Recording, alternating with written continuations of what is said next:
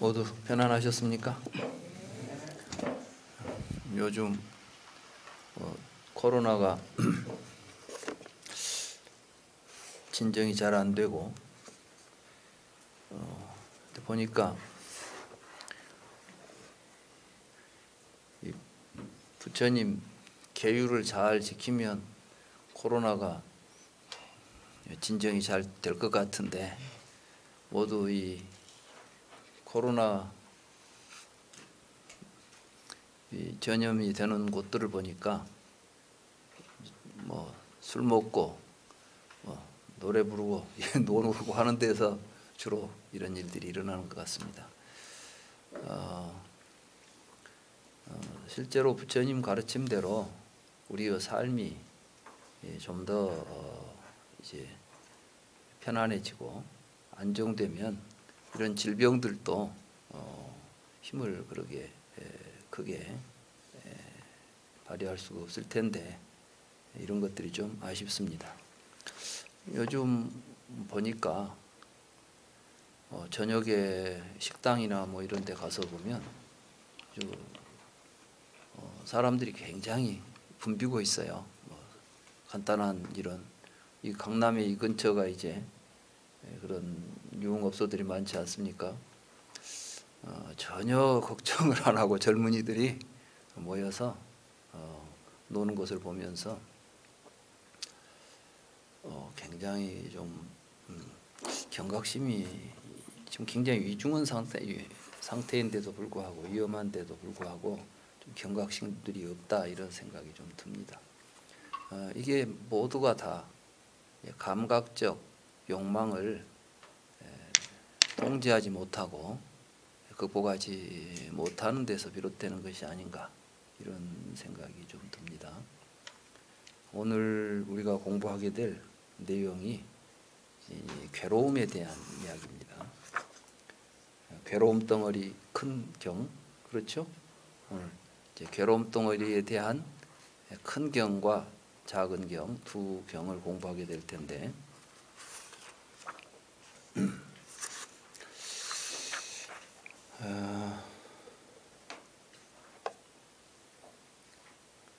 불교는 근본적으로 괴로움을 극복하는 데 불교의 목적이 있습니다. 우리가 왜 불교를 공부하느냐? 우리 자신에게 괴로움이 있기 때문에 그 괴로움을 극복하기 위해서 불교를 공부하는 것입니다. 만약에 괴롭지 않다면 불교는 공부할 필요가 없겠죠. 부처님께서는 괴로움을 극복하는 데 필요한 공부가 불교 공부다. 그렇기 때문에 괴로움을 완전히 극복한 사람이라면 굳이 불교를 가지고 붙잡고 있을 필요도 없는 것이다.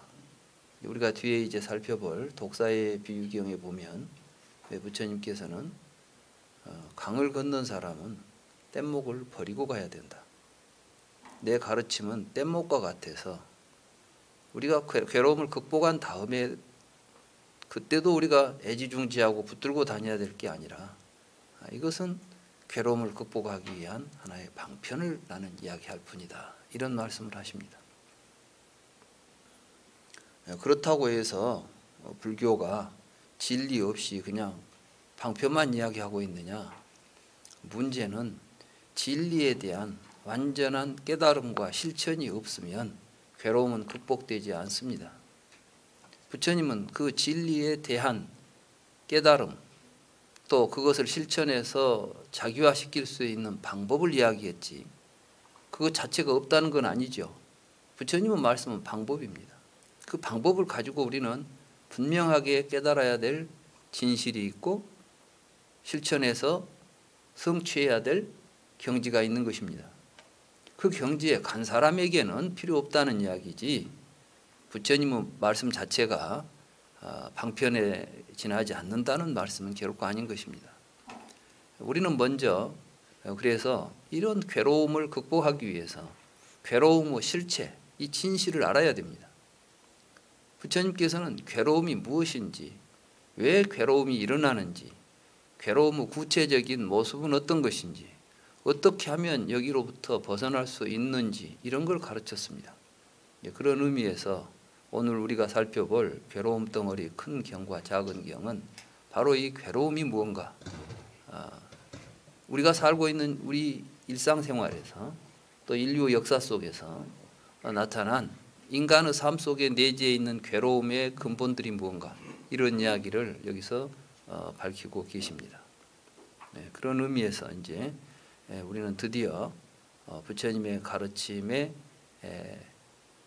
근본에 도달하기 위해서 가장 핵심적인 고성제 이야기를 하게 되는 것입니다. 불교는 사성제라고 그랬죠. 사성제. 사성제라는 건 고집멸도지요. 고라는 것은 우리들이 현실적으로 느끼고 있는 괴로움을 의미합니다. 그런데 우리는 괴로움을 느끼면서도 괴로움의 실상, 괴로움의 실체 이런 것들을 잘 모르고 있습니다. 그냥 괴롭죠. 왜 괴롭죠? 돈 없으니까 괴롭고, 내가 원하는 걸 얻지 못해서 괴롭고, 뭐 이런 식으로 생각한단 말이죠. 그러면 돈 생기고 원하는 걸 얻은 다음에는 괴로움이 사라집니까?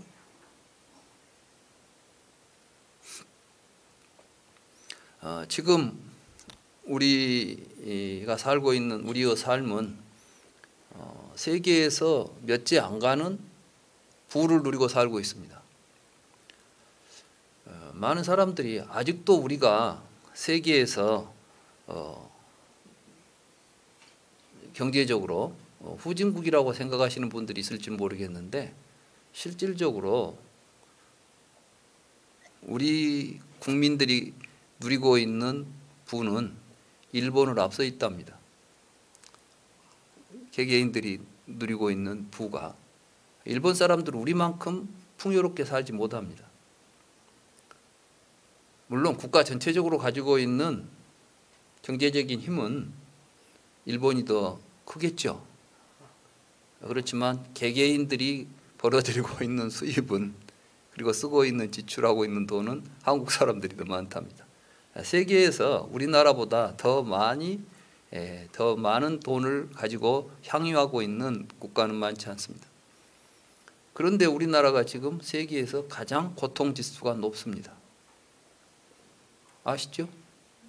자살률 가장 높습니다. 출산율 가장 낮습니다. 왜 출산을 안 할까요? 이 세상이 살만하고 좋은 세상 같으면 자식도 낳아서 물려주고 싶겠는데, 자식 낳아서 잘 키울 자신도 없다는 거예요, 이게. 이것은 우리는 지금 괴로움을 극복하고자 하지만 괴로움에 대해서 잘 모르고 있고, 그 길을 모르기 때문에 올바른 길을 가지 못하고 있기 때문에 나타난 현상이다, 이렇게 저는 봅니다. 그래서 오늘 이제 그러한 의미에서 괴로움 덩어리 큰 경을 같이 한번 살펴보도록 하겠습니다. 여기서 말하는 괴로움 덩어리는 쉽게 말하면 오온을 괴로움 덩어리라고 말합니다. 오온. 사성제에 보면 우리가 생로병사를 겪고 원하는 것을 얻지 못하고 갖가지 괴로움을 겪고 있는데, 한마디로 말하면 그것은 오치원이 괴로움이다, 이렇게 말씀하신 부분이 있습니다. 항상 불교를 생각할 때 여러분들이 이제 사성제 생각할 때 고성제, 그럼 고성제는 오치원을 의미한다. 오치원은 뭡니까? 우리들이 나라고 붙잡고 있는 망상 덩어리예요. 그래서 이걸 이제 괴로움 덩어리라고 부르는 것입니다. 이 덩어리라는 것은 칸다, 온이라는 말을 제가 덩어리라는 말로 번역을 했는데, 왜 이걸 덩어리라고 하느냐? 여러분들이 가지고 있는 나라고 하는 생각은 사실은 실제하지도 않는 허상, 헛된 생각을 모아가지고 그게 덩어리가 됐는데, 그 덩어리를 붙잡고 있는 거예요. 예를 들자면 거품 있죠, 거품. 거품이 모이면 거품 덩어리가 되죠. 그 거품 덩어리라는 것이 실제로 보면은 그 속에 실체가 있습니까? 아니면 텅 비어 있습니까? 비눗방울 이렇게 크지 않아요. 근데 실제로 보면 그게 있어요. 터지면 없어져 버려요. 여러분들 안에 있는 여러분들을 우리 안에는 어떤 그런 실체도 없는 어떤 덩어리들이 모여 있는 거예요. 그게 5가지가 있다는 거예요. 그걸 먼저 이해해야 됩니다. 불교 공부하면서 그런 이해 없이 뭐 명상을 하든 무엇을 하든 그런 기본적인 고성제에 대한 이해 없이 공부를 해봐야 사실은 근본적으로 성취를 할 수가 없습니다. 그러면 그 5가지 덩어리가 어떤 거냐면 첫째는 색온이지요. 색온. 색수상행식 오온이라고 그러지 않습니까? 그 색온, 그 가운데 색은 뭐냐면 여러분들의 신체적으로 여러분들이 가지고 있는 모습이에요. 그러니까 형색이라고 부르죠. 여러분들은 몸을 이루고 있는 이 세포나 이런 것들이 아니라 여러분들의 시각적으로 보면 이런 모습, 이런 거 여러분들이 나라는 생각을 할 때 먼저 여러분들은 나 그러면 뭐가 생각나요? 자기 얼굴이 생각나죠. 여러분들 어디가 사진 보면은 이게 나다 그러지 않아요. 이게 여러분의 형색이에요. 그러니까 여러분들은 이제 나는 키가 얼마고 나는 뭐 얼굴은 어떻게 생겼고 나는 뭐 눈은 어떻게 생겼고 뭐 이런 이야기를 하지 않아요. 나라고 말할 때 이걸 이제 우리가 색온이라고 부르는 겁니다. 근데 이게 여러분들은 지금 그게 나라는 생각을 가지고 있죠.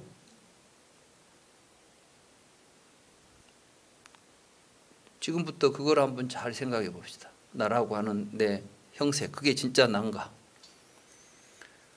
그 형색, 여러분들의 모습은 태어나서 지금까지 같은 모습입니까? 계속 달라져 왔습니까? 계속 달라져 왔죠. 그러면 어느 모습이 여러분들의 모습입니까? 어렸을 때 모습이 여러분입니까? 현재의 모습이 여러분입니까?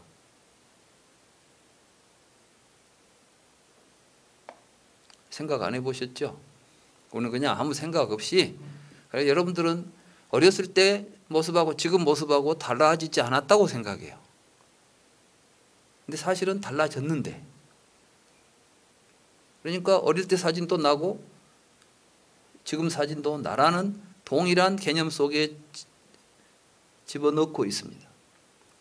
그러니까 사실 여러분들이 지금 나라고 하고 있는 형색은 어떤 일정한 형색이 아니라 어려서부터 지금까지 여러분들이 나라고 취하고 있었던 형색들이 전부 모아져 가지고 덩어리가 되어 있는 거예요. 이해가 되십니까?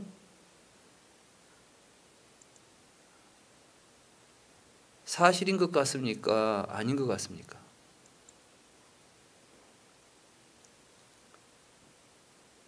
사실이죠.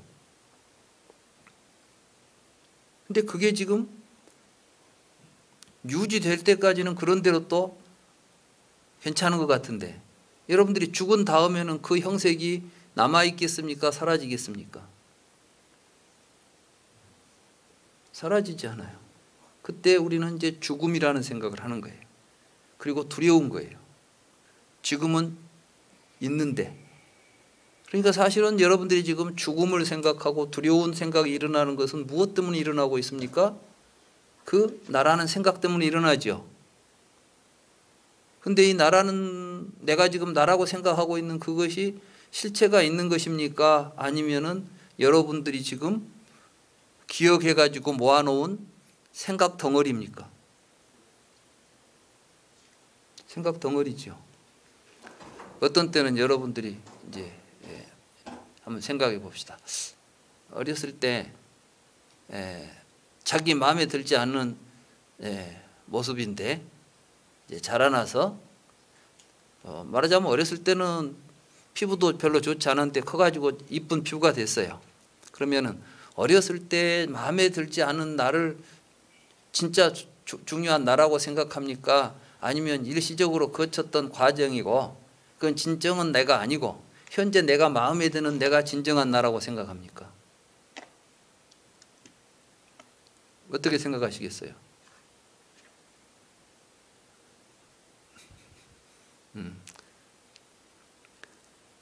우리는 자기가 취한 게 자기 모습이에요. 자기가 마음에 들지 않는 것은 일시적이거나 가짜라고 생각해요. 이해가 되십니까?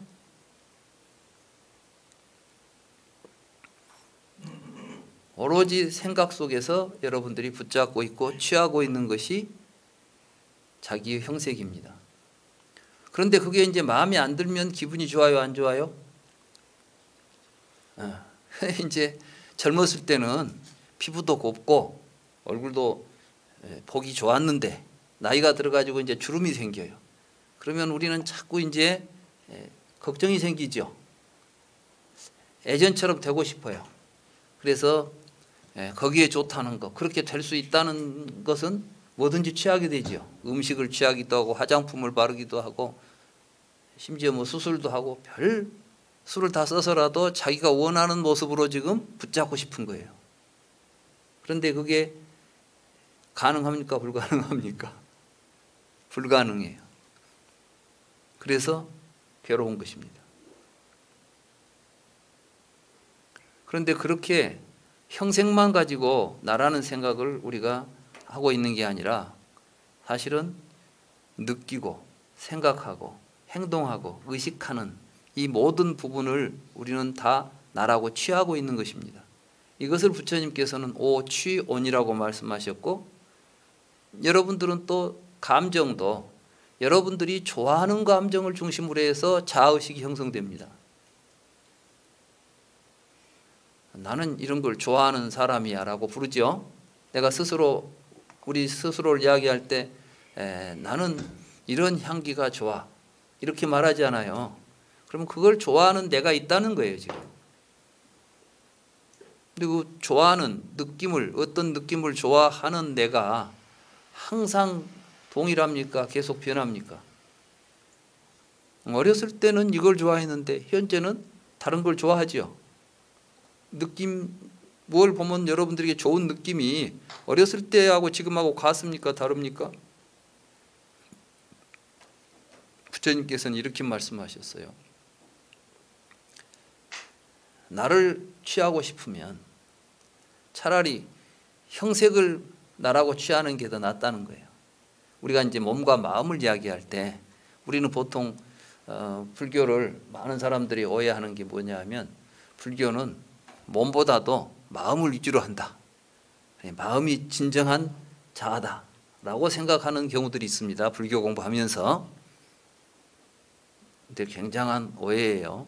부처님께서는 몸보다 훨씬 더 쉽게 변하고 빨리 변하는 게 마음이라는 거예요. 몸은 그래도 어렸을 때 모습이 지금 좀 남아있죠. 어제 모습하고 현재 모습하고 크게 안 다르죠. 달라지지 않았죠. 여러분들은 마음은 어떻습니까? 하루에도 몇십 번씩 바뀌죠. 밥 먹기 전하고 밥 먹은 후하고 틀리다니까. 그죠? 배고플 때는 막 음식이 맛있는데 배부르고 나면 맛이 없어져요. 그래서 우리 느낌이라는 것 자체가 계속 변하고 있잖아요. 생각도 변합니다. 여러분들의 인식도 변합니다. 계속 변하고 있는데 그걸 마음이라고 붙잡고 있는 거예요. 그러니까 온 가운데 어떤 것도 변함없이 존재한다거나 나라고 하는 실체로서 존재하지 않음에도 불구하고 우리는 이 5가지를 나라고 취하고 있기 때문에 모든 괴로움이 일어납니다. 그렇기 때문에 이 오취온이 괴로움이다라고 말씀하시는 것입니다. 무슨 이야기인지 이해가 되시죠? 자, 제가 지금 여러분들에게 드린 말씀은 이론입니까? 사실입니까? 여러분들이 확인할 수 없는데 그냥 그런다 하더라는 이야기입니까? 여러분 스스로 살펴보니까 그렇더라고 여러분 스스로 확인할 수 있는 사실입니까? 사실이죠. 이제 우리는 공부를 할 때, 불교를 공부할 때 불교를 이론으로 받아들이지 마십시오. 불교에는 이론이 없습니다. 이론이라는 것은 무엇이냐 하면 우리가 알 수도 없는 것, 경험할 수 없는 것을 우리가 이해할 수 있도록 설명하는 걸 이론이라고 부릅니다. 만유인력의 법칙, 물론 사과가 땅에 떨어지고 이런 것들 우리가 보니까, 그런데 사실은 여러분들은 인력이 보입니까? 그 현상을 설명하기 위해서 인력이라는 말을 썼죠. 근데 정말 만유인력이 모든 것이 인력만 있습니까?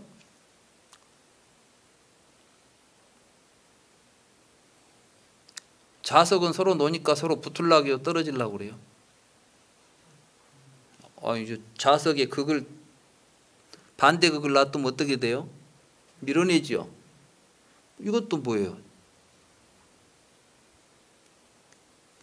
만유인력이면 뭐든지 다 서로 붙기만 해야지. 서로 끌어당겨야지 왜 밀어내는 힘도 있습니까?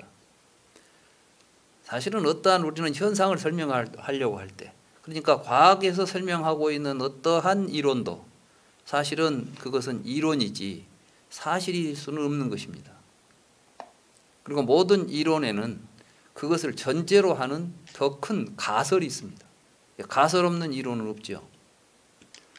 불교는 가설이 아니에요. 왜 가설이 아니냐 하면 지금 현재 우리가 경험하고 느끼는 데서부터 출발하니까 그렇습니다. 그래서 부처님께서는 우리가 어떠한 논의를 한다거나 어떠한 사실을 이야기하려고 할 때 가장 근본적인 출발점을 어디로 삼아야 되느냐? 안이비설신위에서 근본점을 삼아야 된다고 말씀하시는 거예요. 보고 듣고 냄새 맡고 맛보고 만지고 생각하는 데서 출발하는 겁니다. 이게 불교는 일체는 12입처다 이렇게 말씀하신 거예요. 세상의 어떤 종교나 철학이나 과학도 거기서 출발한 적은 없습니다. 하나님이 세상을 만들었다거나 원자가 뭘 만들었다거나 이런 식으로 이야기했죠. 여러분들은 하나님을 본 적 있습니까? 인류 역사상 하나님을 본 사람 단 한 사람도 없습니다. 그런데 하나님이 세상을 만들었다는 이론을 믿는 사람은 인류 역사상 지금까지 끊임없이 수천 년 동안 수많은 사람들이 그 이론을 믿고 따라오고 있습니다. 원자를 본 적이 있습니까? 과학자들은 봤을까요? 실제로 원자를 본 사람은 없습니다. 과학자들도 원자는 보지 못합니다.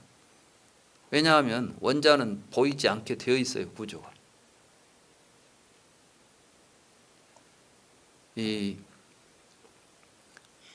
저도 이제 본 적은 없기 때문에 들은 대로 이야기하자면 원자는 가운데 핵을 중심으로 해서 전자가 돌고 있는데 전자의 위치와 속도를 동시에 측정할 수가 없다고 그래요. 그 말은 뭐냐면 위치와 속도를 동시에 측정할 수 없다는 것은 기차가 가는데 어디 가는지를 모르겠다는 거예요. 그럼 기차를 본 거예요, 안 본 거예요? 근데 움직이는 기차인데 속도가 얼마인지를 모르겠다는 거예요. 그럼 봤다는 거예요, 안 봤다는 거예요, 이게? 뭐가 움직이는 것이 있다면 우리는 그것이 어디에서 어느 속도로 움직인다는 걸 확인해야만 봤다는 말이 되겠죠. 근데 그렇게 원자가 구성되어 있지 않다는 거예요. 그러니까 원자는 보지 못했어요, 아무도. 그래서 이제 원자 모델이라는 걸 그립니다. 원자는 이런 식으로 이해하면 좋겠다라고 해서 그림을 그리기 시작했어요. 여러분들이 지금이라도 인터넷에 확인해 보십시오. 원자 모델 그러면 여러 가지 모델이 나옵니다. 그러니까 원자를 설명하는 사람마다 다른 모양을 가지고 원자를 설명하고 있다는 이야기입니다. 그러면 원자는 실제 하는 어떠한 우리가 관찰을 통해서 우리가 본 것일까요? 우리가 가상을 통해서 설정한 사물일까요? 그렇습니다. 그런데 원자를 구성하고 있는 전자라거나 소립자는 더욱 가관이에요. 이제 그것은 우리가 어떻게 보느냐에 따라서 전혀 다르게 보인다는 거예요. 그 자체가 어떤 모습을 가지고 고정적으로 있지도 않아요. 그러니까 결국 우리는 밖에 뭐가 있다는 생각 자체가 가설이었죠. 내가 보지 않아도 밖에는 지금 내가 보는 것들이 내가 보지 않아도 있는 것이라고 생각하는 것은 사실이겠어요? 가설이겠어요? 가설입니다. 그러니까 부처님께서는 이제 그런 가설에 의지해서 어떤 이야기를 해도 그것은 진실에 도달할 수 없다. 그렇다면 우리가 할 수 있는 이야기는 무엇이냐? 안이비설신의 색성양 미촉법. 내가 보면 보이는 것에 대해서, 들으면 들리는 것에 대해서 이야기하는 것 이상으로 우리는 논의를 확대해서는 안 된다는 것입니다. 그런데 우리는 지금도 불교 공부를 하면서 볼 수 없는 전생 이야기를 봐야 뭔 이야기를 한다거나 신통력 이야기를 하는 것을 불교라고 생각합니다.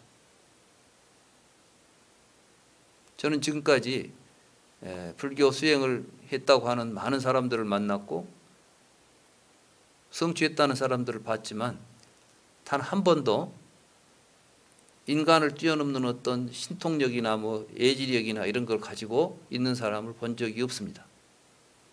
또 본다고 하는 사람들은 대부분이 아니라 전부 거짓이었습니다. 어떤 사람이 자기는 깨달아서 뭘 안다고 그래서 내가 호통을 쳤어요. 부처님 가르침에 그런 것도 없는데 당신이 어디에 근거해서 그런 소리를 하냐고 내가 호통을 쳤더니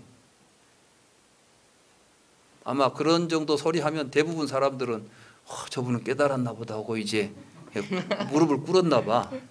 내가 보니까 내가 알고 있는 깨달음은 전혀 내용이 아닌 무식한 사람이 거짓으로 지금 사람을 현혹하고 있는 걸 내가 봤어요. 그래 가서 당신 도대체 뭔데 그런 거짓말을 나보고 무례하다 하더라고. 자기는 깨달은 사람인데. 그래서 내가 당신 정도 깨달은 것은 나는 당신보다 몇 배나 더 깊은 걸 깨달은 사람인데 당신이 그런 걸 가지고 무슨 깨닫지도 못한 걸 가지고 거짓으로 사람을 속이느냐고 내가 호통을 쳤더니 전혀 말 한마디도 이제 그 뒤에 대답을 못 하더라고. 제 30대 때 이야기예요. 지금 우리 주변에서 불교 공부하면 뭐가 새로운 신통력이나 있는 것처럼 행세한다면 그런 사람들은 진정한 불교를 공부한 사람이 아닙니다. 그건 불교는 철저하게 지금 우리가 가지고 있는 우리 이 몸을 가지고 우리들이 보고 느끼는 것의 진실을 찾아가는 것입니다. 그런데 우리는 진실도 못 보고 있으니까 문제인 거예요. 여러분들은 눈이 있어도 눈이 없는 거예요. 어떤 사람은 부처님이 오한을 갖추었다 그러니 육안이 있다 그러니까 우리들도 육안은 있는 줄 알더라고. 대부분 보면 오한 설명할 때 육안 그러면은 우리 몸에 붙어 있는 눈, 귀, 코를 육안이라고 생각해요. 천만의 말씀이에요. 우리는 육안이 갖고 있는 거예요. 부처님 불교에서 보면 우리는 무목중생입니다. 눈이 없어야 해. 그러니까 우리가 갖고 있는 이 눈은 진실을 사물을 보이는 것을 제대로 볼 수 있는 눈이 육안이죠. 근데 우리는 보면서도 제대로 못 보고 있으니까 있으나마나 눈을 갖고 있는 거예요. 여러분들 눈으로 어제 본 나하고 오늘 본 나하고 내가 같습니까? 틀립니까? 우리는 전부 같은 나라고 보고 있잖아요. 심지어는 어렸을 때 사진 놓고 나다고 보고 있다면 이게 그 눈이 제대로 했던 눈이에요. 있으나마나 눈이에요. 우리는 사실은 이렇게 보지도 못하고 있는 거예요. 그래서 우리가 이제 불교를 공부할 때 제대로 알고 공부를 해야 되겠다. 그래서 이제 이 오온이라는 것은 부처님께서 오온은 괴로움이다, 고성제다고 말씀하신 것은 이론상 이야기하는 것이 아니라 우리가 조금만 더 통찰해 보면 사실이라는 거예요. 여러분들에게 일어나고 있는 모든 괴로움은 나 때문에 생깁니다. 그 내가 이 5가지 오온을 나라고 취하고 있기 때문에 생긴 괴로움들이라는 겁니다. 그것을 벗어나 있는 괴로움이 하나라도 있을까요? 그래서 부처님께서 이제 오치원이 괴로움이다 이렇게 말씀하셨고, 그리고 반야심경에서는 오온계공 도일체고액이라고 말씀하시는 겁니다. 오온이 괴로움인데 오온이 실체 없다는 것을 통찰하면 괴로움의 뿌리가 남아 있겠습니까? 없겠습니까? 괴로움의 실체가 없어졌는데 괴로움이 남아 있겠어요? 없겠어요? 없겠죠? 그러니까 반야심경은 어려운 이야기를 하나도 어려운 이야기를 안 하는 거예요. 있는 그대로 이야기하는 거예요. 우리가 오온이라는 것이, 오치온이라는 것이 괴로움이다. 이걸 우리가 이제 안다면, 그리고 오치온이라는 것이 우리가 나라고 취하고 있는 망상이라는 걸 안다면, 우리가 취하고 있는 이 망상이 실체가 없이 비어 있다는 것을 알므로 해서 우리는 괴로움을 극복할 수 있다는 사실이 그렇게 어려운 이야기입니까? 근데 반야심경을 색즉시공 설명하는데 이제 그런 근본을 모르고 설명하려고 보면 말이 안 되는 이야기를 말되게 만들려니까 어려워지고 복잡해지고 별의별 소리가 다 나오죠. 제대로 불교를 공부한 입장에서 본다면 당연한 이야기 하고 있는 거예요. 반야심경 전혀 어려운 내용이 아니죠. 사실을 이야기하고 있으니까. 우리 이렇게 이제 불교를 공부하게 되면 불교는 어렵냐 쉽냐의 문제가 아니라 우리가 얼마나 사실로서 이런 사실들을 통찰해 갈 수 있느냐 없느냐의 문제입니다. 그러니까 이걸 이론적으로 글자만 보고 있으면 어렵기 짝이 없지만 우리가 제대로 알고 실천하게 되면 너무나 쉬운 게 또 불교입니다. 오늘은 이제 그런 측면에서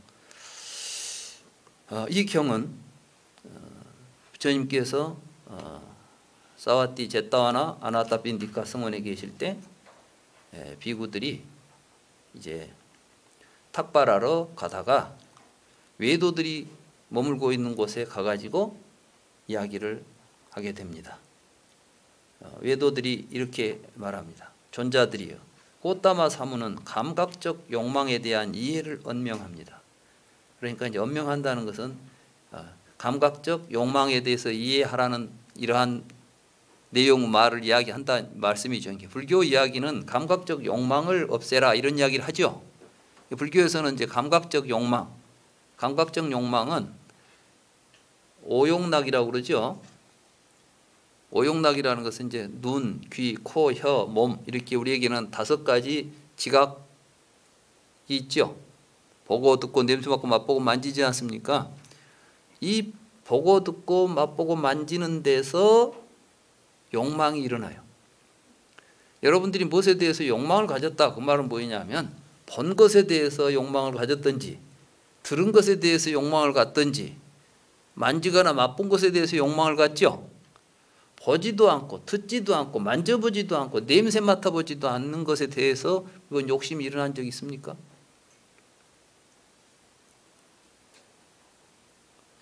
없죠.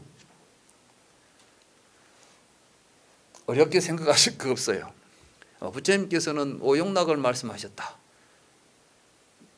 이론으로 생각하면 그러면 또 다른 사람은 다른 욕망을 이야기할 수 있는 것처럼 이야기할 수 있지만 부처님은 그냥 오욕락이 있다 설명한 게 아니라 잘 살펴보아라. 우리들에게 욕망은 어디에서 일어나는가?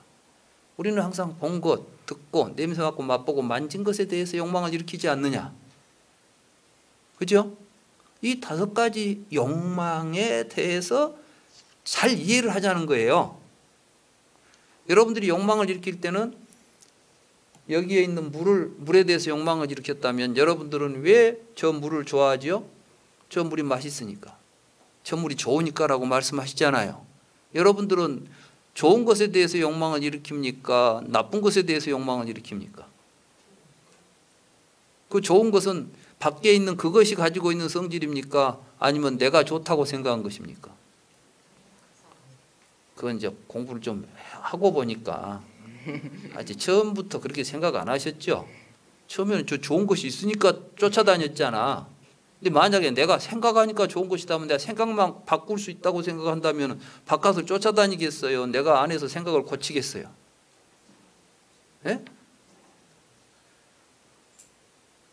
이 문제예요. 알고 보면 우리가 이 세상을 살아가면서 근본을 모를 때는 밖에가 있는 줄 알고 쫓아다녔잖아요. 그것이 욕망이에요. 그 욕망의 실체를 알고 보면 거기로부터서 벗어날 수가 있는 거예요. 아시겠어요? 욕망은 그렇게 해서 벗어나게 되는 거죠. 일어나는데 참는 게 아니에요. 불교는 뭐 욕망이 일어나는데 억지로 참아가지고 견뎌라 이렇게 이야기하지 않습니다. 그러니까 수행을 하면서 참고 하는 수행은 그건 진짜 수행이 아니에요. 불교 수행은 참을 게 전혀 없어. 알고 보면 참을 필요도 없고 하니까 더 좋으니까 하는 거예요. 여러분들이 뭘 먹었는데 더 맛있는 음식이 있으면 어떤 음식을 취하겠어요? 더 맛있는 걸 취하겠어요? 아까 먹었던 맛있는 걸 취하겠어요? 우리는 더 좋은 걸 취하게 되어 있습니다. 불교 공부는 더 재밌는 공부를 하는 거예요. 여기 공부로 다니는데 부처님 말씀대로 어렵지만 참고 다음 생에 가서 극락세계에 가려 하면 지금 고통을 받더라도 참자. 고진감래하자. 내가 제일 싫어하는 이야기가 고진감래입니다. 괴로움은 계속 괴로운 거예요. 지금 즐겁지 않은 것은 뒤에 가서 즐거우라는 보장 없습니다. 그러니까 즐거우려면 항상 지금 여기에서 즐거운 일을 하세요. 근데 부처님 말씀대로 하면 지금 여기에서 항상 즐거워요. 그래서 부처님께서는 이렇게 말씀하셨어요. 내 가르침에 따르면 처음도 좋고 중간도 좋고 마지막도 좋다. 불교 공부는 처음부터 재밌는 공부를 하는 거예요. 그 맛을 아시는 분들은 이 공부를 놓을 수가 없죠. 재밌는데 왜 나 이거 재밌는 건 계속 해야지. 그렇습니다. 그래서 이제 감각적 욕망이 사실은 우리의 모든 욕망은 이 보고 듣고 냄새 맡고 맛보고 만지는 데서 출발하기 때문에 이것을 보고 이걸 잘 이해해야 된다는 거죠. 그러니까 이제 근데 이런 욕망 이야기를 불교만 하냐는 거예요. 다른 데서도 다 욕심내고 살아라 이런 이야기는 않지요. 그러니까 이제 부처님 말씀이나 별 다를 바가 없다는 거예요. 많은 사람들이 이제 이런 이야기를 합니다. 기독교 교회를 가도 착하게 살아라고 하고 절에를 가도 착하게 살아라고 하니까 종교는 무엇을 믿든 잘만 믿으면 되는 거지. 뭐 이 종교 저 종교 따질 게 있겠냐 이런 생각도 하죠. 제법 이제 뭔가 열린 생각을 한다는 이제 좀 열려 있는 생각을 한다고 생각하는 분들 가운데는 뭐 종교는 다 똑같다. 서로 다투지 말자는 이야기인데 좋은 이야기예요. 서로 다투지 마라. 예수님이 도둑질하라고 하지 않았지 않냐. 예. 교회에도 가면 뭐 도둑질하지 마라, 살생하지 마라, 살인하지 마라 이런 이야기 있잖아요. 불교나 기독교나 뭐가 달라? 그렇습니다. 겉보기에는 비슷하죠. 예수님도 사랑하라 했잖아요. 부처님도 자비롭게 살아라 했고 뭐가 다릅니까? 달라요. 뭐가 다르냐? 근본이 달라요. 거기는 예수님이 그냥 착하게 살아라고 했으니까 마음에 안 들어도 착하게 살아야 돼. 여기서 지금 하나님이 나에게 시련을 주고 고통을 주더라도 내가 그걸 이겨내고 참아서 하나님의 나라에 가서 영광을 누리기 위해서 해야 돼요. 이게 맞죠? 근데 불교에서는 그렇게 안 해요. 부처님은 네가 그렇게 해야 행복하니까 근본을 알고 보면 그렇게 할 수밖에 없으니까 이 당위성이죠. 그런 점이 다릅니다. 그래서 그러니까 이제 물었어요. 고오따마 사문, 이때 고오따마 사문은 부처님을 외도들이 지칭할 때 고오따마 사문이라고 불렀습니다. 왜냐하면 부처님의 이름이 이제 고오따마 시달다고 그 사람들은 부처님을 붓다라고 생각하지 않았겠죠. 진리를 깨달았다고 생각한다면 제자가 되겠죠. 근데 이제 그 사람들은 자기들이 생각하기에는 진정한 진리를 알고 있는 사람이 아니라고 보니까 그와는 다른 길을 가는 사람들이라서 고오따마 사문이라고 부릅니다. 감각적 욕망에 대한 이해를 언명합니다. 우리도 감각적 욕망에 대한 이해를 언명합니다. 존재들이요. 고오따마 사문은 형색에 대한 이해를 언명합니다. 우리도 형색에 대한 이해를 언명합니다. 많은 사람들이 오온 가운데 색수상 형식을 색을 물질이다라고 번역을 해요.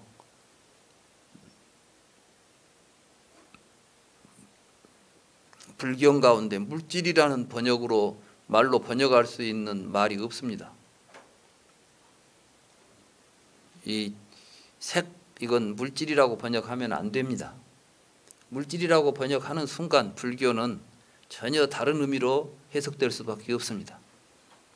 이 색은 오온에서 이야기하는 것이고, 오온의 색은 우리들이 가지고 나라고 취하고 있는 이런 형색들입니다. 그러니까 눈으로 보면 뭐가 보이냐면 물질이 보입니까? 여러분들이 눈으로 물질을 봅니까?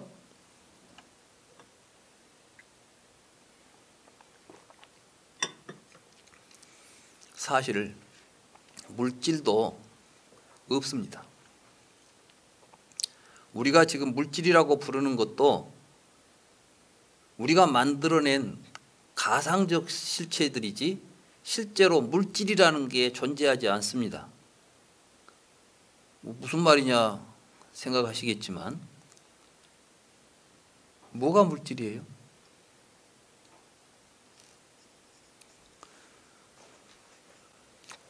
과학적으로 이야기하면 물질을 설명하기 위해서 과학에서 만들어낸 개념이 원자라고 그랬죠. 모든 물질은 원자로 구성되어 있죠. 맞습니까? 기독교에서는 물질은 뭐라고 그랬어요? 하나님이 창조한 거예요. 하나님이 하늘아 있으라 하니 하늘이 있었죠. 그러니까 이제 공간이겠죠. 땅아 있으라니 땅이 있었잖아요. 공간 속에 땅, 이 땅이라는 것은 물질을 총합니다. 모든 물질들을 우리가 다 땅이라고 부를 수 있는 거예요. 그렇지 않습니까? 이 땅에서 땅을 가지고 이제 갖가지로 뭘 만들었죠. 일주일 동안 이것저것 주물럭 만들어낸 게 이제 천지창조 아니에요. 그러고 나서 마지막에 우리한테 뭐 영혼을 불어 넣었어요. 이게 생명을. 이게 우리가 말하는 정신이라는 겁니다. 그럼 정신이 또 어디가 있어요?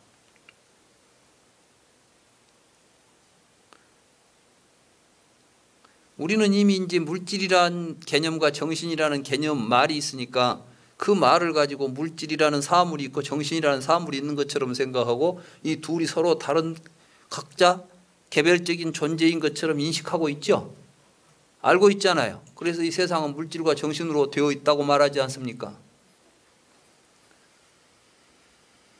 그렇게 설명한 사람도 있고 이 세상을 그렇게 설명하지 않은 사람도 수없이 많아요.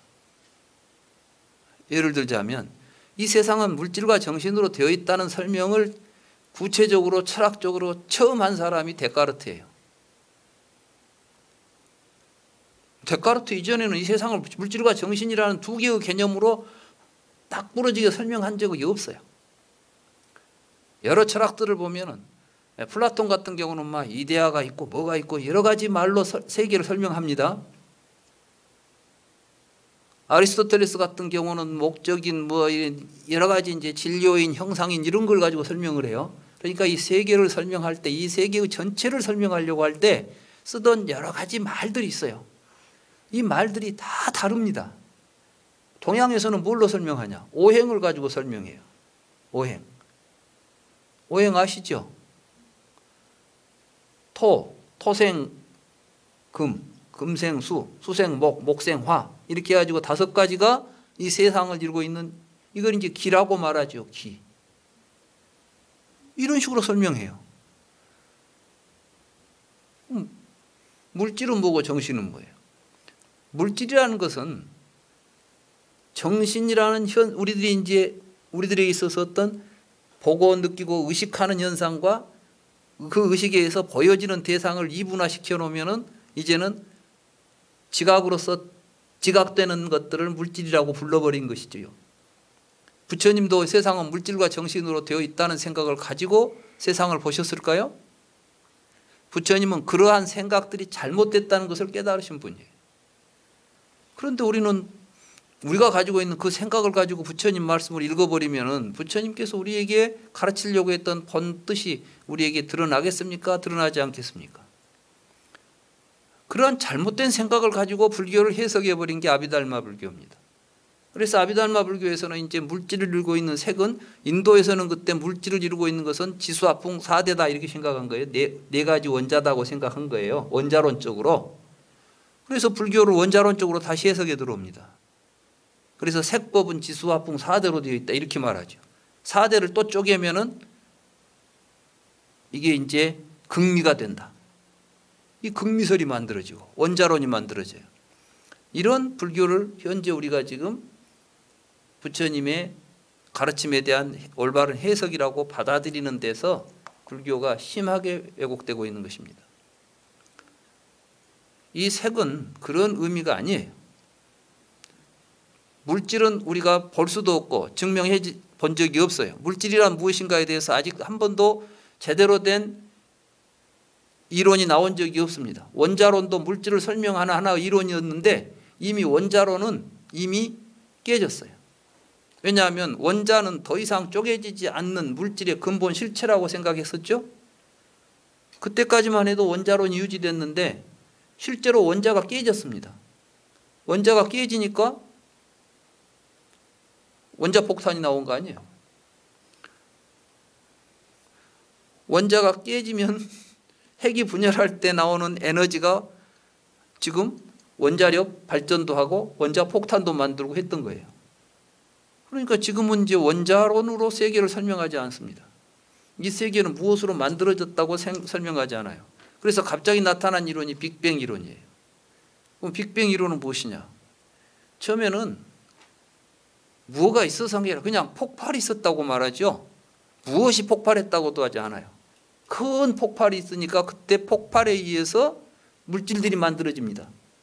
말하자면 폭발에 의해서 별들이 만들어지고 별들 속에서 물질들이 만들어져요. 그러니까 지금 우리가 보고 있는 여러 가지 원자라고 하는 것들이 원래부터 존재했던 것이 아니라 빅뱅 이후에 새롭게 만들어진 것들이에요. 이제 그럼 원자론이 지금 존재합니까? 존재하지 않습니까? 원자론의 원형이 물질을 설명하는 것이 원자라고 말할 수 있어요? 없어요? 모든 물질은 빅뱅에서 출발해요. 이것도 이론이에요.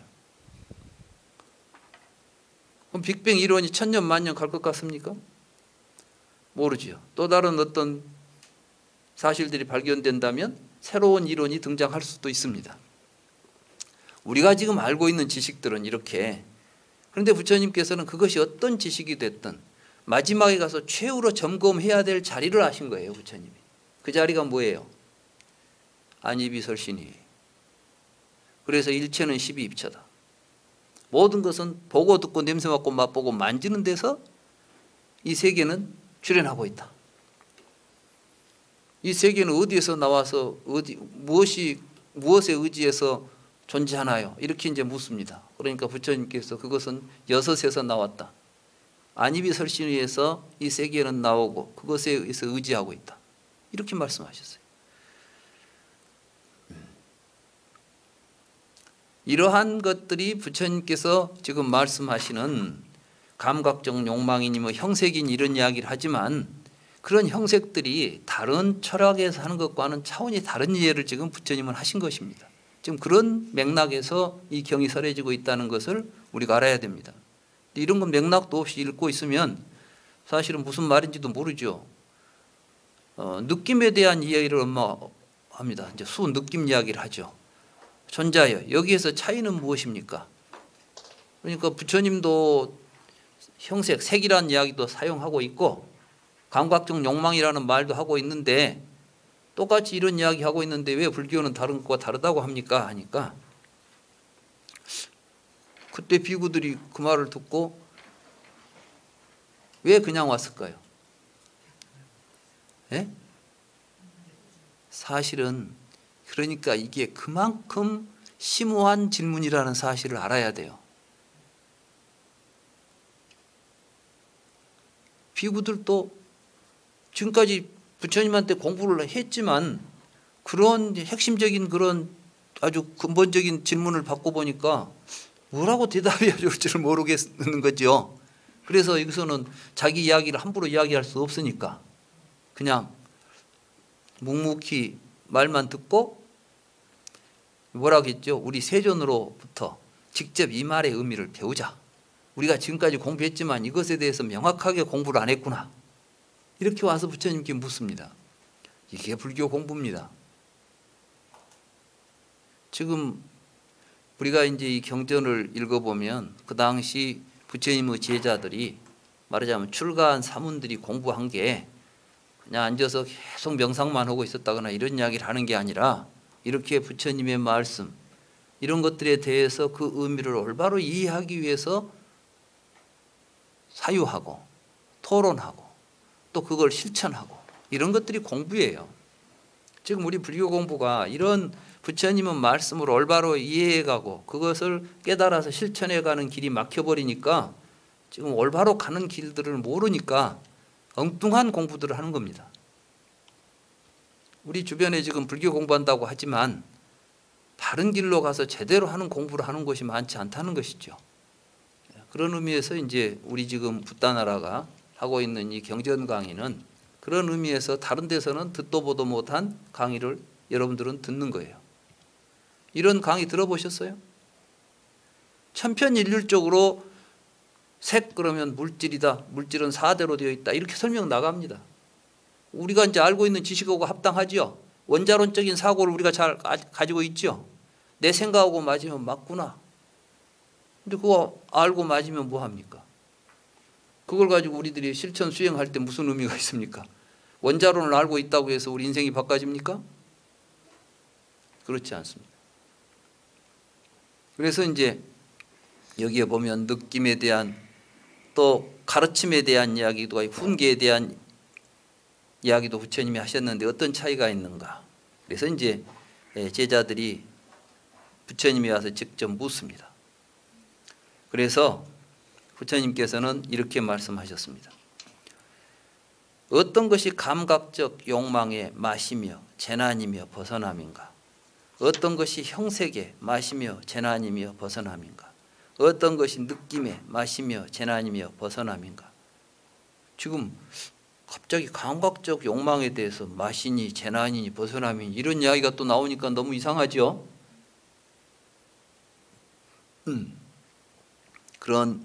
이런 걸 물으면 설명도 못하고 매우 곤혹해 할 것이다.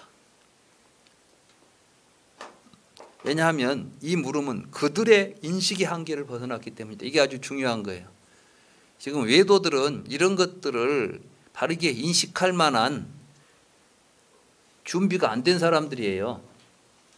그러니까 지금 부처님의 이런 말씀을 이해하려면은 지금 우리들의 수준이 그것을 인식할 수 있는 수준이 되어야만 이걸 이해할 수 있다는 말 아니에요.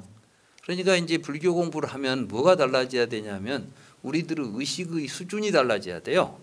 내가 이미 가지고 있는 의식을 가지고 이해하고 설명하고 해석하려고 하면 안 돼요.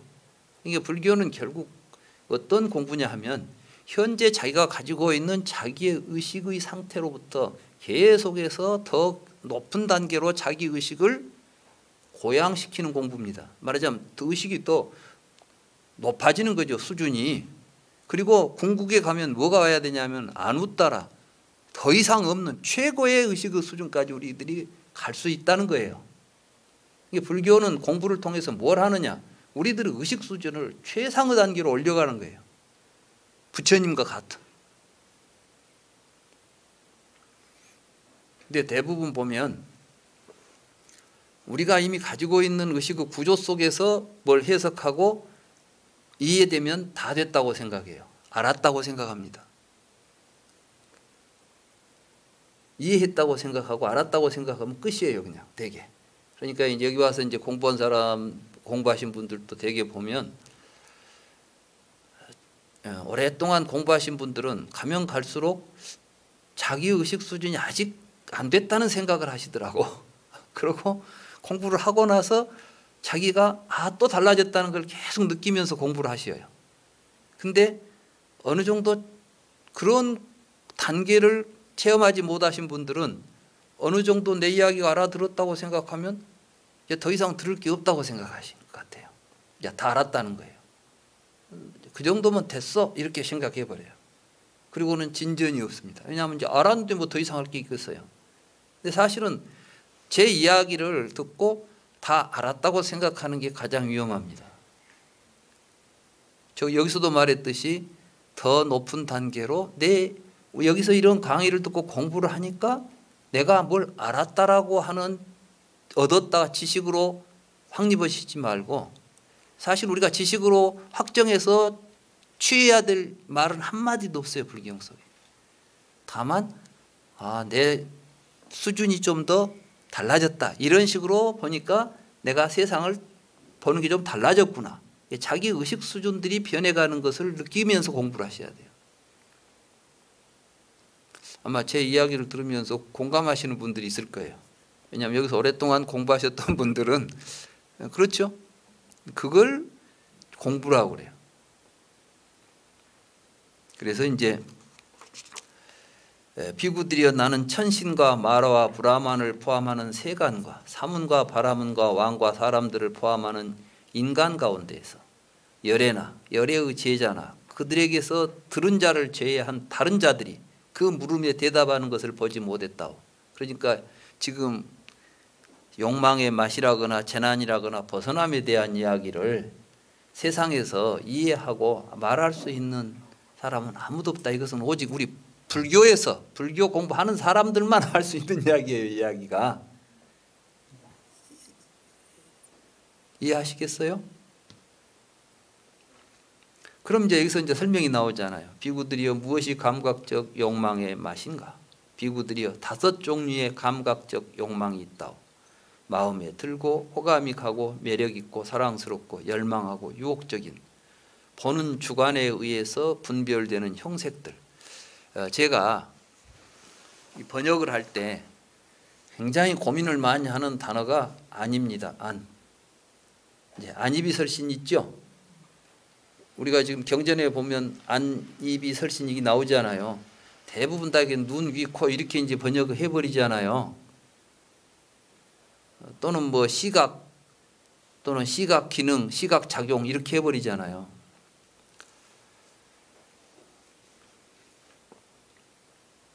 그런데 만약에 이걸 시각이니 뭐 눈이니 이런 식으로 번역해 버리면 공중무색 무수상식 무안이비설신의 이렇게 반야심경 같은 데 나오죠. 그러면은 시각이 없어져 버린다고? 공 가운데는 시각도 없고 시각 기능도 없고 막 이렇게 말하면 이해가 되세요? 이제 이해가 안 되니까 심오한 거예요. 이제. 그래가지고 그걸 또 이제 말도 안 되는 소리를 말처럼 만들어 놓으면은 아주 심오한 이론이 되어버리는 거예요. 근데 사실 여기서는 그게 아니에요. 지금 이때 아니라는 것은 보는 주관이에요. 내가 이제 볼 때 보는 놈이에요. 보는 놈. 보는 놈은 뭐냐면 보이는 대상을 상대로 해서만 나타나지요. 주관은 객관 없으면 주관이 나타날 수 있습니까? 없습니까? 주관 없으면 객관은. 근데 우리는 마치 이 대립적으로 나타나는 이 주관과 객관을 절대적인 두 구조로 봐버려요. 그러니까 밖에 있는 세상은 세상대로 있고 보이는 것은 보이는 대로 있고 보는 놈은 보는 대로 있다. 이렇게 서로 양자를 이분해서 보죠. 이 생각으로 보고 있는 것을 보고 안입처라고 부르는 겁니다. 밖에는 입처가 뭐냐면 브라만이 머무는 장소예요. 아트만이 머물고 있는 곳이라는 뜻이에요.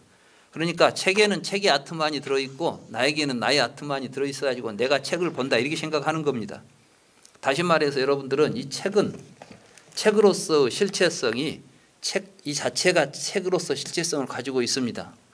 이렇게 봐요. 그리고 이것을 보는 나는 내 몸 안에서 이것과는 개별적으로 실체적으로 하나 내가 들어있다고 보고 있습니다. 여러분들이 보고 듣고 냄새 맡고 맛보고 만지고 생각할 때 한결같이 보는 놈이 안에서 보고 있고 듣는 놈이 안에서 듣고 있다고 생각하면서 보고 있죠. 또 보이는 것은 보이는 놈이 저 책 속에 있으면서 나한테 보이고 있다는 이야기를 하는 거 아니에요. 사과가 있다고 합시다. 사과에는 맛도 있고 향기도 있고 모양도 있죠. 그죠? 그러면 그 모양과 향기와 색을 가지고 있는 그것이 그 속에 지금 사과라는 놈이 들어있죠. 그러면 우리는 사과의 향기, 사과의 맛 이렇게 말하지 않습니까? 그때는 무엇을 의미해요? 지금 저 자체가 사과로서 사과가 색깔과 모습과 맛과 향기를 가지고 있죠.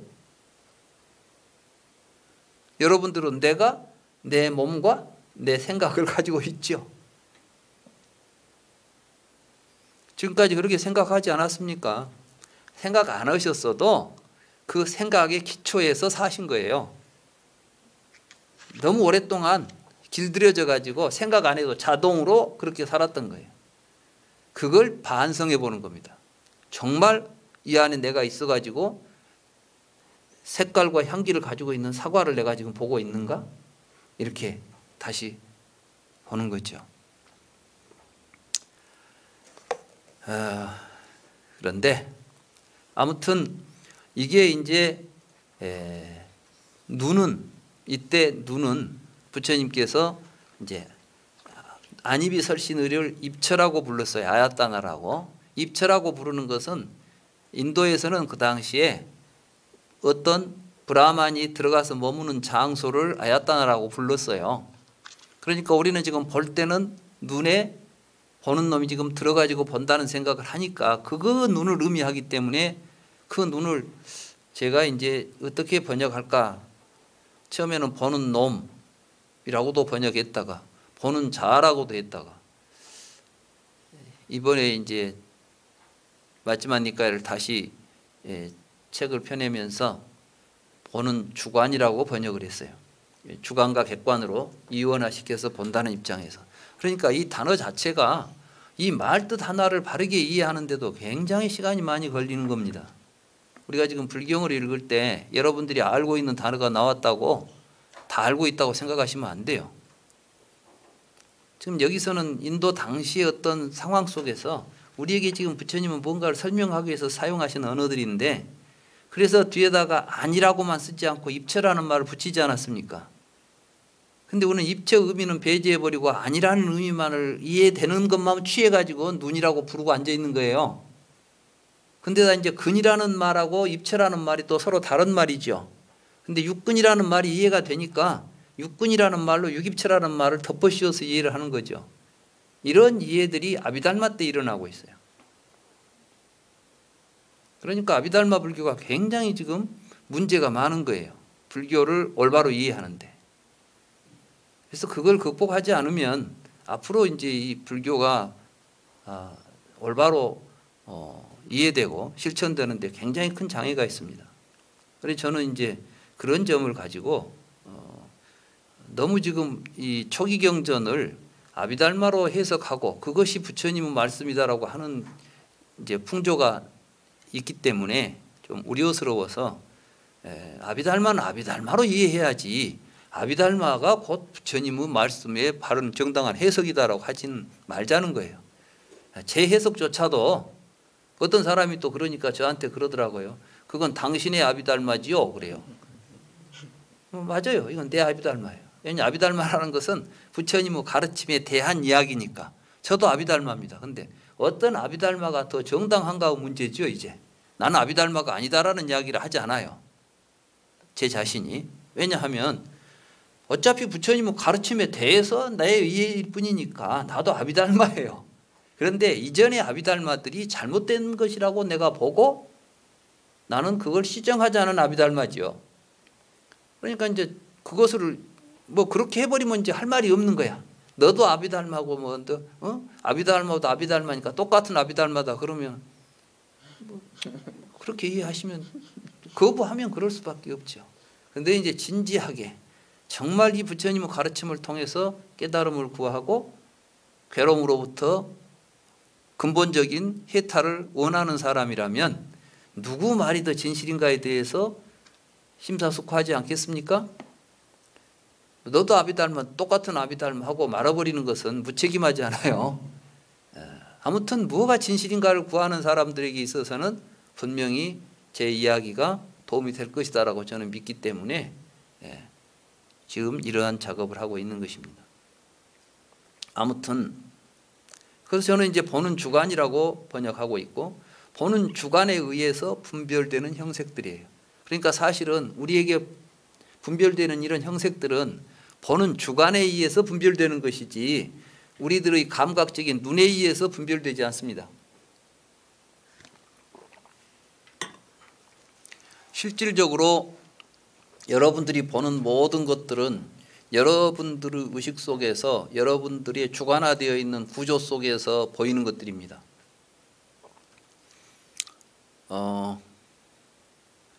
색깔이,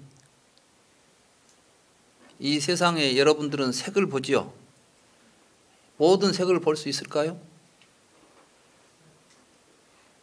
냄새를 맡지요. 모든 냄새를 맡을 수 있을까요? 여러분들이 볼 수 있는 색은 여러분들이 개념적으로 알고 있는 색만을 봅니다. 여러분들이 냄새 맡는 것도 여러분들이 알고 있는 냄새만 맡게 됩니다. 처음 냄새를 맡았는데 이 세상에는 똑같은 냄새를 가지고 있는 건 단 하나도 없습니다. 같은 장미꽃도 똑같은 향기는 아닐 거예요. 근데 우리는 지금 내가 이 향기는 장미향이라고 생각하고 있으면 그 언저리에 비슷한 것은 다 장미향 속에 집어넣어 가지고 이 장미향은 조금 다른데 이렇게라도 말하죠. 근데 장미향이에요. 근데 흑장미하고 백장미하고 향기가 약간 달라. 약간 다른 것은 구체적인 이름이 없으니까 느낌으로만 다르다라고 하지만은 개념적으로는 장미향 속에 들어와 버리죠. 쉽게 말해서 어느 원시 부족들의 언어 속에는 색깔이 세 가지가 있답니다. 색깔에 대한 단어가. 그 사람들은 세상을 보면은 색을 세 가지로만 보겠죠. 이름 없는 색은 보지 못합니다. 맛도 그렇습니다. 여러분들이 어디 해외여행을 가지고 무슨 맛을 보는데 단맛도 아니고 쓴맛도 아니고 매운맛도 아니고 짠맛도 아니다. 그 말은 뭐예요? 내가 알고 있는 맛이 아니다 이 말씀이에요. 그런데 비슷한 거 있으면 짠맛인데 좀 이상하네 이렇게 말하죠. 여러분들이 알고 있는 맛으로 이야기를 하는 거예요. 이렇게 보는 주관에 의해서 분별되는 것이 색입니다. 그러니까 이 색이라는 것이 밖에 있는 색을 이야기하는 게 아니라 주관에 의해서 분별되는 형색들 그 말이에요. 듣는 주관에 의해서 분별되는 소리들, 소리도 마찬가지입니다. 여러분들이 영어를 처음에 들으면은 절대 못 알아들어요. 근데 영어를 여러분들이 이제 우리 한글로 이렇게 표기를 해주잖아요. 그럼 이제 그렇게 들으면 또 그 소리로 들립니다. 여러분들이 알고 있는 소리로 들리는데 그걸 또 더 달리 해주면 또 달리 들어요. 쉽게 말하면 닭이 우는 소리 있죠. 한국 사람한테 닭 우는 소리 쓰라면 꼭 끼워야. 그런데 외국 사람들이 닭 우는 소리를 꼭 끼워라고 발음합니까? 다 달라. 이 고양이 소리를 야옹 그러죠. 영어 발음은 니아오라고 되어 있어요. 니아오. 니아오가 맞습니까? 야옹이 맞습니까? 자기가 알고 있는 자기가 분별하는 주관의 분별력에 의해서 분별되는 것들이에요. 사실은 이제 이런 말씀 하나하나 속에 이런 내용들이 들어 있습니다. 그런데 이런 내용들을 무시하고 그냥 눈으로 색 보고 막 이런 식으로 이 경을 읽어버리니까 사실은 제대로 경이 안 읽히는 거예요. 그런데 이것이 이 대상이 감각적 욕망인데 이 욕망을 의지하여서 즐거움과 만족이 생기면 이것이 감각적 욕망의 맛이다.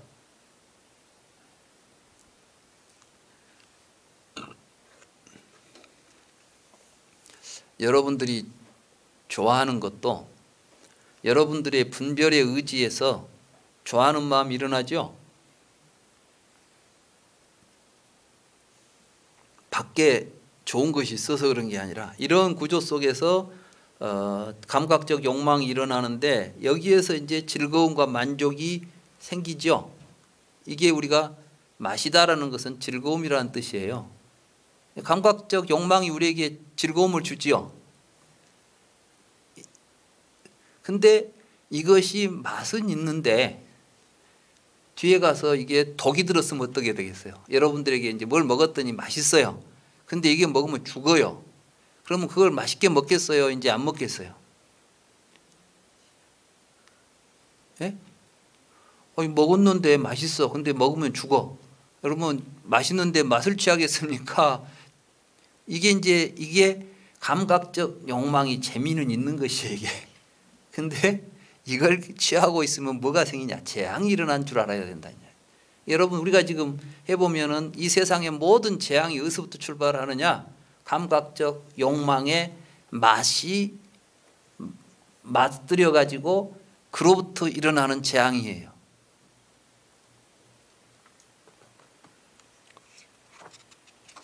이제 여기에 그 이야기를 하는.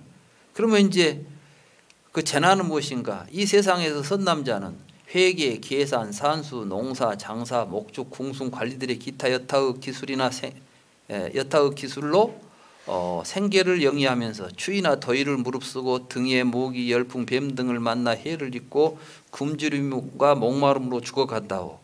이것이 감각적 욕망의 재난이며 지금 여기에 있는 괴로움 덩어리는 감각적 욕망이 원인이며 인연이며 욕망과 연결되어 있나니 참으로 감각적 욕망이 그 원인이라고.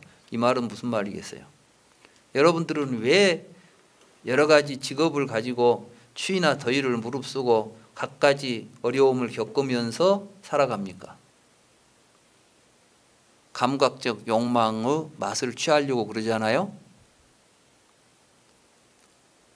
잘 생각해 보세요. 우리가 인생을 살면서 돈 벌어서 뭐 하려고 돈 벌어요?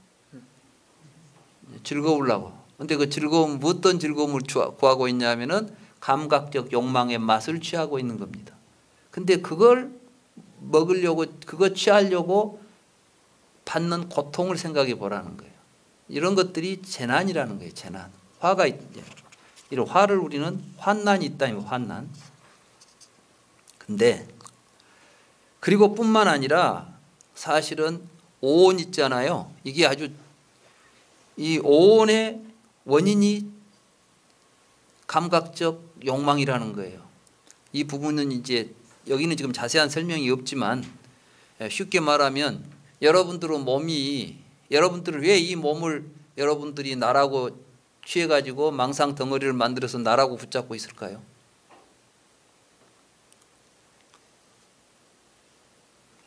내 몸이니까 그런다고? 사실은 이 몸을 통해서 여러분들이 감각적 쾌락을 느끼기 때문에 그래요. 눈이 왜 이렇게 귀한 보배예요? 눈으로 좋은 걸 보잖아요. 만약에 눈으로 보는 것이 전부 괴로움이라면 여러분들은 눈을 감고 싶겠어요? 뜨고 싶겠어요? 눈만 뜨면 괴로워. 그럼 여러분들은 눈을 뜨고 싶겠어? 감고 싶겠어? 평생 안 뜨고 싶겠죠? 근데 눈을 뜨고 봐야 뭐가 재밌는 게 보이잖아요. 그러니까 눈이 나빠지면은 고쳐서라도 막 안경도 써가면서 죽으라고 보려고 하잖아. 왜? 이게 이제 나에게 감각적 쾌락의 맛을 주니까 그래요. 이해가 되세요? 내가 그 비유를 했죠. 여러분들에게 사마귀가 하나 생겼는데 이 사마귀가 굉장히 재밌어요. 이걸 만져주면 아주 즐거워. 사마귀를 보고 있으면 아주 재밌어.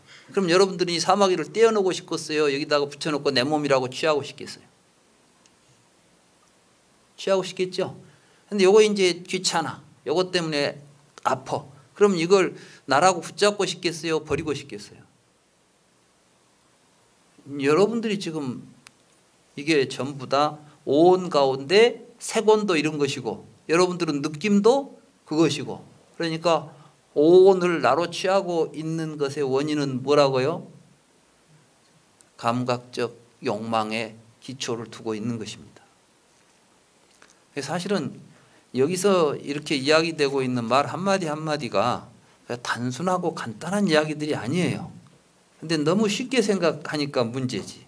여기서 보면은 여기에 있는 괴로움 덩어리는 감각적 욕망이 원인이고, 그래서 이제 12연기에 보면은 예가 일어나죠. 예. 가래가 일어나잖아요. 이게 바로 이제 감각적 욕망이 가래화되는 거예요. 그래서 취하게 되는 것이고, 그래서 오온이 만들어지는 것이고, 만약에 열심히 노력 정진하고도 재산이 생기지 않으면 우리는 이제 그러기 때문에 열심히 이제 감각적 쾌락을 누리기 위해서 돈을 버는데 돈이 안 되면 또 슬퍼하고 괴로워하고, 그러니 우리 인생에 있어서 여러 가지 괴로움이 일어나는 것을 보면 전부가 다 그 원인이 뭐 때문이에요? 감각적 욕망 때문이다. 그렇기 때문에 감각적 욕망을 버리도록 해야 한다, 이렇게 이제 나오는 건데, 이게 지금 이 감각적 욕망을 버리는 것이 천국에 가기 위해서 그렇습니까? 아니면은 괴로움, 이 감각적 욕망이 주는 재난을 피하기 위해서 그렇습니까? 그렇잖아요. 그러니까 이제 불교 공부는 이렇게 알고 보면 결국은 버리고 취해야 될 걸 알게 되겠죠. 그래서 불교 공부는 지혜를 닦아서 바른 인식을 얻어가는 것입니다. 아까도 말씀드렸듯이 우리들의 지적 수준, 우리들의 인식의 수준을 점점 더 높여가는 게 불교 공부다, 이렇게 말씀드릴 수가 있겠습니다. 사실은 나는 이 괴로움 덩어리 경은 아주 쉽게 넘어갈 줄 알았어요. 그래서 이 시간에 경 한 3개 정도를 오늘 강의를 해야 되겠다고 생각하고 시작을 했는데 경전을 읽어가면서 이제 설명을 하려고 보니까 만만치가 않습니다. 경전을 우리가 깊이 들여다보면 한 줄 한 줄을 읽어서 이해해 가는데 그렇게 많은 통찰이 필요합니다. 그래서 벌써 보니까 1시간 반이 지났어요. 그래서 이번 시간 강의를 좀 이제 여기서 마치고 좀 쉬었다가 다음 강의를 진행하도록 하겠습니다.